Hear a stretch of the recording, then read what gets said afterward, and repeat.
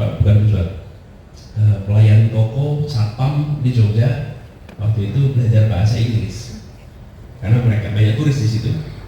Kebetulan kami beberapa mahasiswa itu volunteer untuk ngajarin mereka bahasa Inggris. Tapi apa yang menarik ketika itu ada yang tanya sama saya satpam ini, makanya saya nggak lupa dengan pertanyaan dia, mas bahasa Inggrisnya unyeng-unyeng apa mas? Saya itu sampai sekarang nggak lupa pertanyaan dia. Lalu dalam hati saya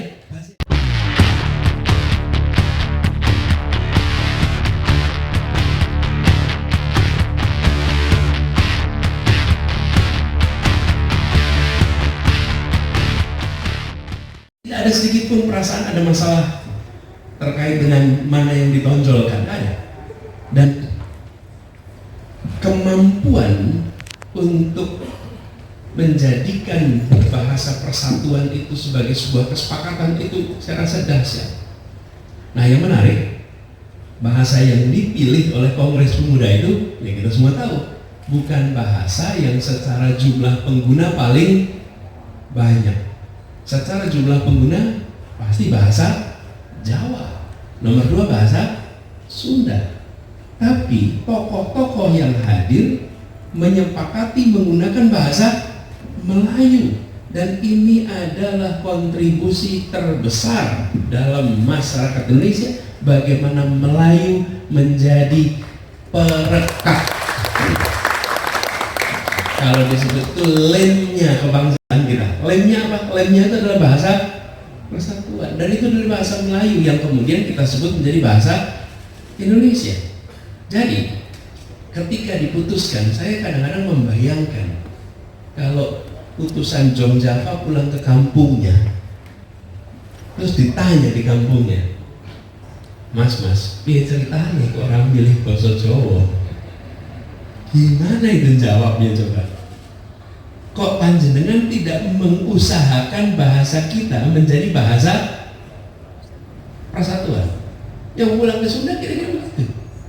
Disitulah menurut saya kita menemukan anak-anak muda yang mampu membaca tantangan zaman ke depan dan menomorduakan sekedar memperjuangkan apa yang menjadi latar belakangnya, tapi justru berpikir tentang bagaimana Indonesia ke depan yang bisa utuh, yang bisa solid dengan menyepakati bahasa yang memberikan perasaan kesetaraan.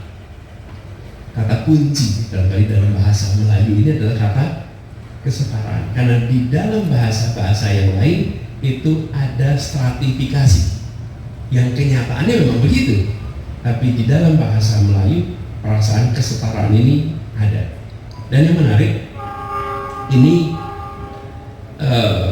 menjadi salah satu indikasi seseorang disebut menjadi Indonesia ketika dia bisa berbicara bahasa Indonesia di masa itu.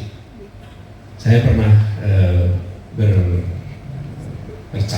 bercerita, ngobrol dengan beberapa orang anggota keluarga Pak Sultan Takdir Ali Sabana, lalu ngobrol kanan kiri, lalu mereka cerita dulu Pak Sultan Takdir itu tahun 30-an dan generasinya itu di sekitar Senen itu membuka kursus apa? Kursus bahasa Indonesia. Karena orang-orang dari mana-mana datang ke Jakarta untuk belajar bahasa Indonesia, karena dengan bicara bahasa Indonesia dia menjadi Indonesia. Indonesia itu merdeka, Indonesia masih gagasan, dan yang ada adalah bahasa-bahasa daerah semua.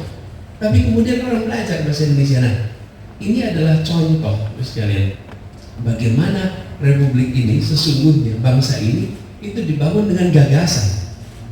Anak-anak muda punya gagasan sebuah bangsa, semua gagasan sebuah tanah air, lalu dia memunculkan jalan mempersatukannya, namanya bahasa persatuan. Dan semua orang berbondong-bondong menjadi bagian dari itu dengan cara bisa berbahasa Indonesia, dan tanpa kehilangan bahasa daerahnya, tanpa kehilangan bahasa asalnya.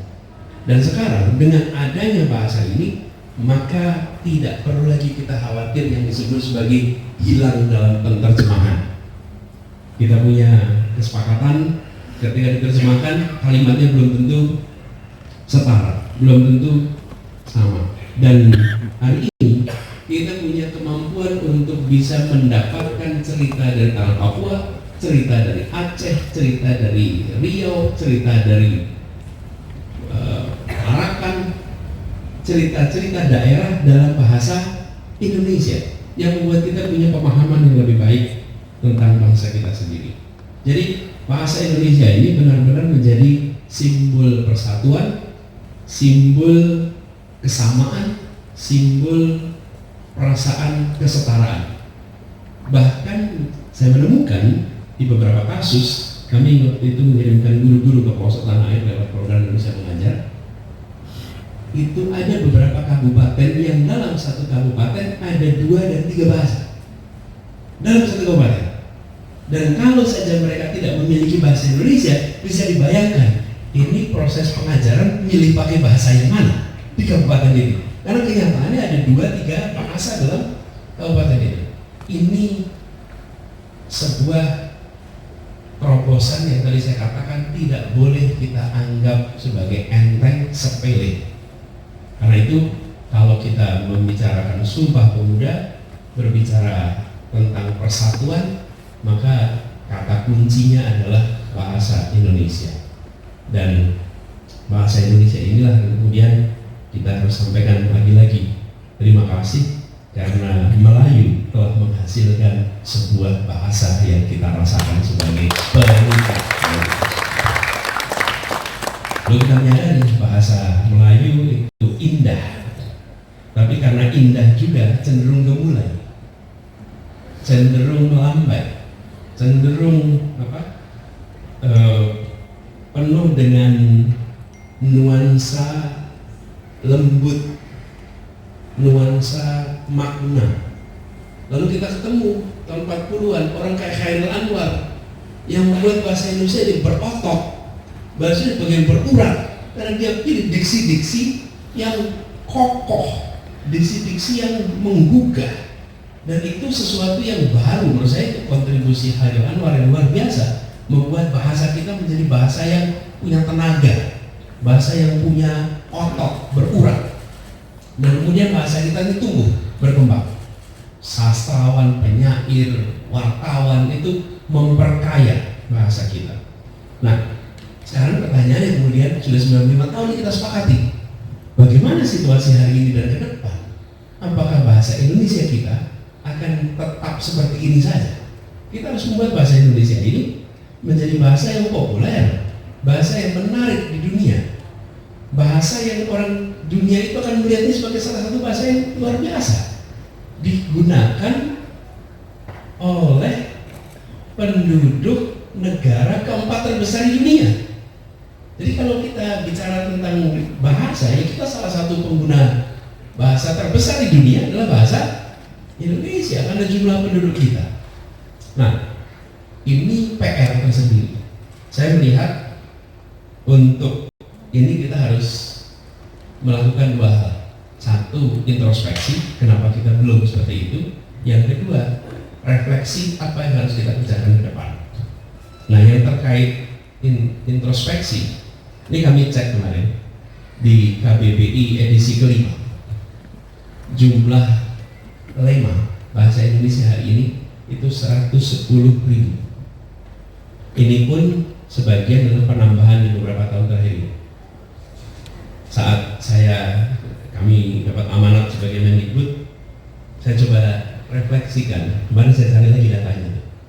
Waktu itu saya sampaikan ini di pertemuan tokoh-tokoh adat se-Indonesia tahun 2015-an. Apa catatannya? Ini saya ketemu.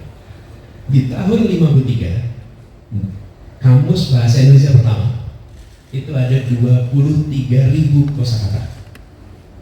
Tahun 53. Tahun 76, ini 23 tahun kemudian, jumlah kosakatanya menjadi 24.000. Lumayan tambah 1.000. Dalam 23 tahun tambahnya 1.000. Lalu tahun 88, jadi 12 tahun kemudian melonjak menjadi 62.000. Lalu melonjak menjadi 82.000. dan di edisi keempat KBBI itu menjadi 91.000. Jadi pada saat saya bertugas mulai itu angkanya 91.000. Pada saat itu kami sampaikan, bagaimana kita mau bertanding di tingkat global kalau kosakata kita itu 91.000, dan 91.000 itu dari tahun 53 sampai tahun 2014. Itu terlambat kita.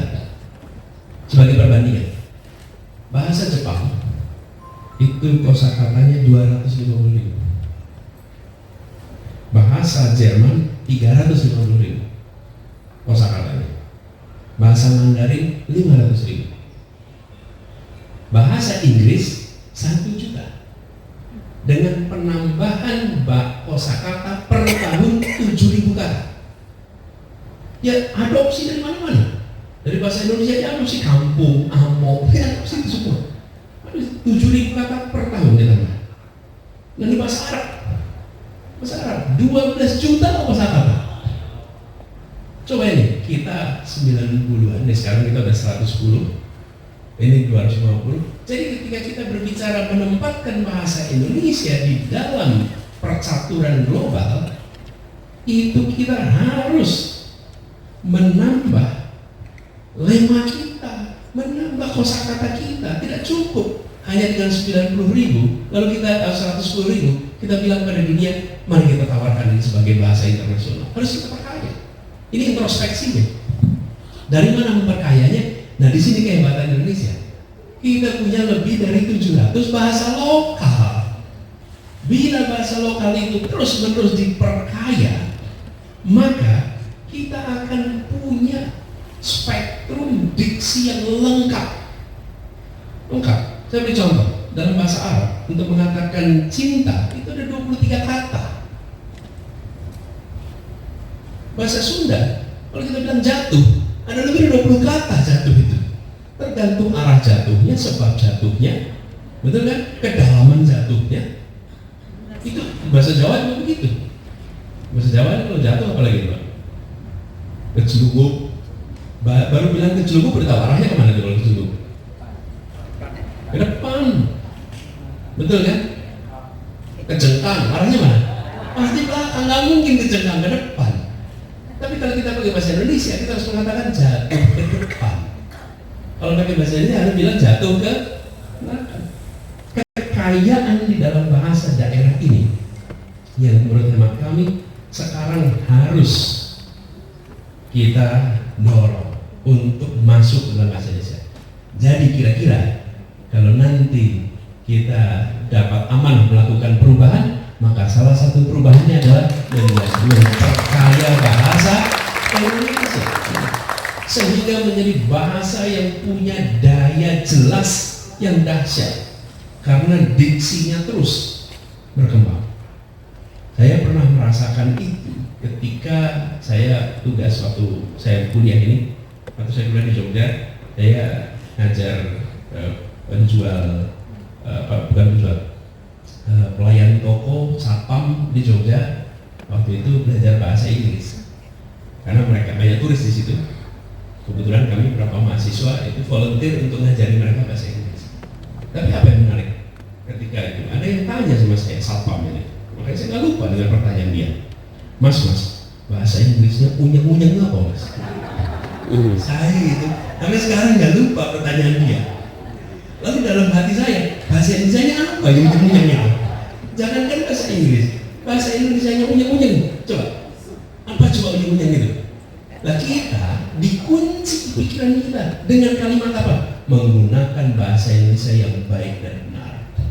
Itu yang membuat bahasa Indonesia tidak berkembang. Karena kita takut menambah kosakata, dianggap tidak baik dan tidak benar. Bahasa itu kesepakatan. Ini kita sebut sebagai pensil kesepakatan kita. Kalau kita mau sebut ini odol, boleh tidak? Boleh. Kalau kita semua sepakat namanya odol. Ini kesepakatan, bukan kebenaran. Ini kesepakatan. Kalau kita sepakat untuk menyebut ini podium, boleh. Tapi kalau dulu orang tua kita pada sepakat namanya kursi, ya sebut ini kursi sekarang. Bahasa itu kesepakatan. Nah, menurut saya ini harus dibongkar. Janganlah takut dengan istilah baik dan benar, tapi tumbuhkan, perkaya dengan kesepakatan-kesepakatan bahasa Indonesia supaya jumlah itu bertambah. Lalu kita semua yang pegang mikrofon ini, yang pegang pena ini, yang pegang keyboard harus memperkaya diksi yang digunakan. Ketika kami bertugas di Jakarta, salah satu program yang kita kerjakan adalah meminta kepada semua untuk menggunakan istilah Indonesia bagi terminologi yang menggunakan bahasa Inggris untuk perkotaan. MRT. MRT itu apa tuh? Mass Rapid Transit. Apa bahasa Indonesianya? Moda Raya Terpadu.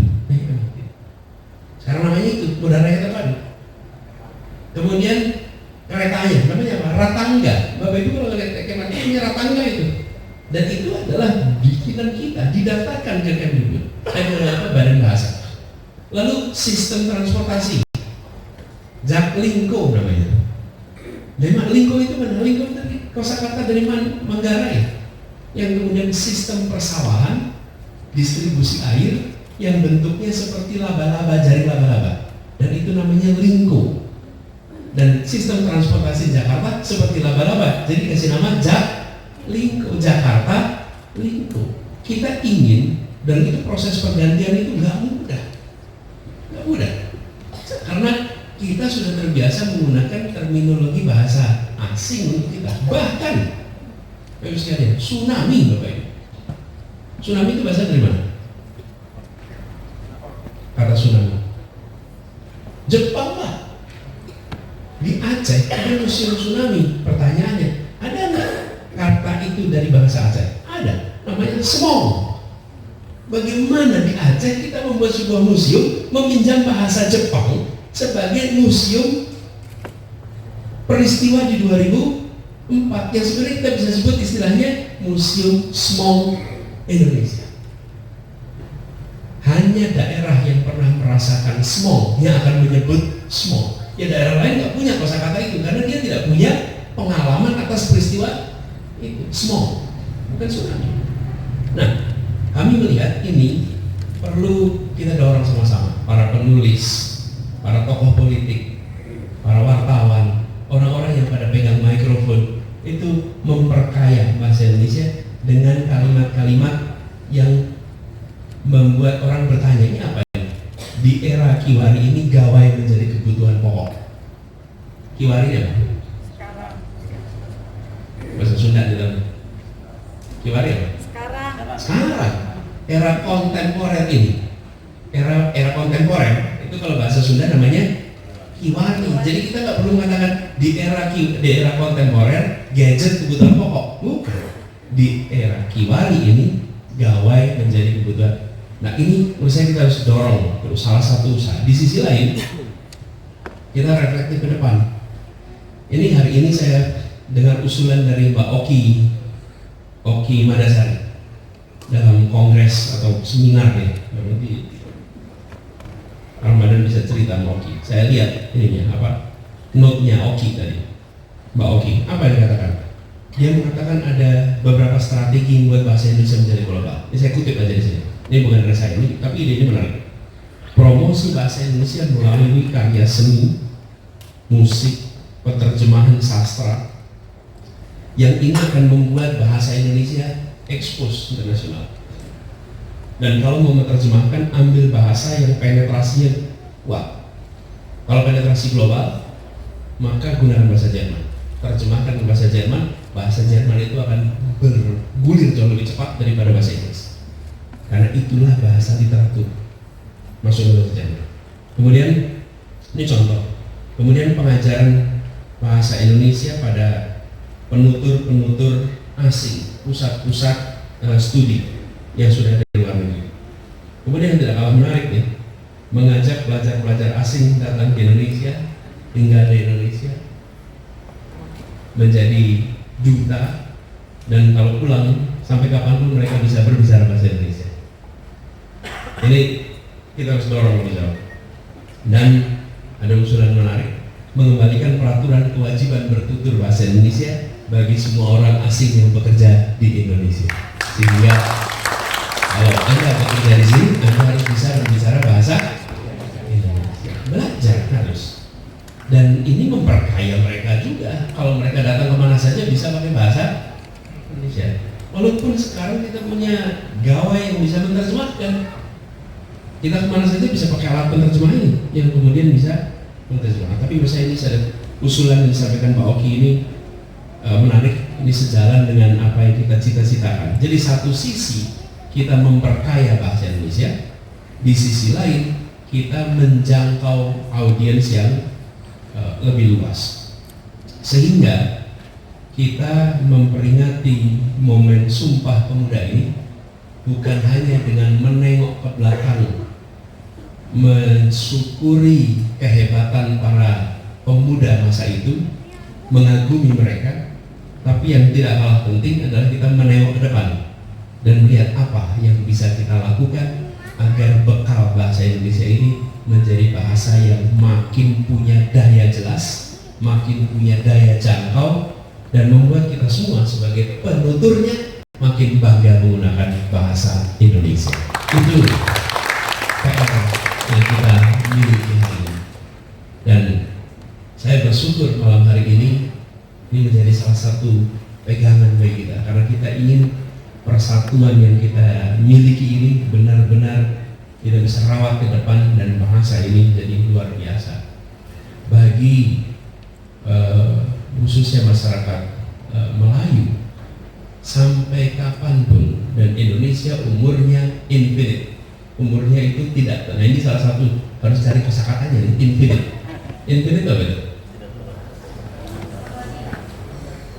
Tak terbatas. Tak terbatas. Sesuatu yang tanpa ujung. Ini abadi, langgeng. Itu membutuhkan, atau bukan yang bahasa Indonesia langgeng, Indonesia langgeng, itu akan punya catatan kontribusi yang luar biasa dari masyarakat Melayu. Nah, kreativitasnya harus ditumbuhkan, dan saya melihat ruang itu yang harus diberikan sekarang. Kita bersyukur anak-anak muda kita banyak menggunakan teks, dan ketika anak muda menggunakan teks dengan bahasanya, jangan dihukum. Jangan dihukum sebagai melanggar, jangan dihukum sebagai tidak sesuai dengan pakem. Biarkan mereka menggunakan idenya, kreativitasnya dalam berbahasa. Walaupun kita yang lebih senior kadang-kadang terheran-heran dengan pilihan-pilihan diksinya, tapi ini bukan lebay, ini adalah satu contoh ungkapan generasi baru yang harus kita beri ruang, kita beri tempat. Saya ingin sampaikan sekali lagi, terima kasih. Terima kasih telah menyelenggarakan forum kebudayaan yang penting ini. Terima kasih telah memberikan ruang kepada para seniman, dan saya sangat apresiasi atas apa yang sudah dipaparkan di sini, lukisan-lukisan yang luar biasa. Itu adalah ekspresi seni budaya, dan saya ingin sampaikan terus-meneruslah kita melakukan terobosan, terus-meneruslah kita berani membuat inovasi, karena inovasi-inovasi itulah yang membuat seni budaya kita terus menjadi relevan di tiap zaman. Sekali lagi tepuk tangan, terima kasih untuk semua yang terlibat dalam kegiatan ini. Semoga makin sukses, dan tidak lama lagi saya mohon izin dipamitkan supaya badannya bisa berada di tempat lain juga. Walaupun pikirannya masih rasanya seperti di sini terus, gitu ya. Makasih buat semuanya. Assalamualaikum warahmatullahi wabarakatuh. Waalaikumsalam warahmatullahi wabarakatuh. Terima kasih atas sambutannya Bapak Anies. Bapak Anies, kami mohon untuk start di depan karena kita akan ada yang simbolis. Kami mohon kehadirannya atas panggung Bapak Sohib Oya Reza. Kami mohon dengan segera Bapak Sohib, silakan.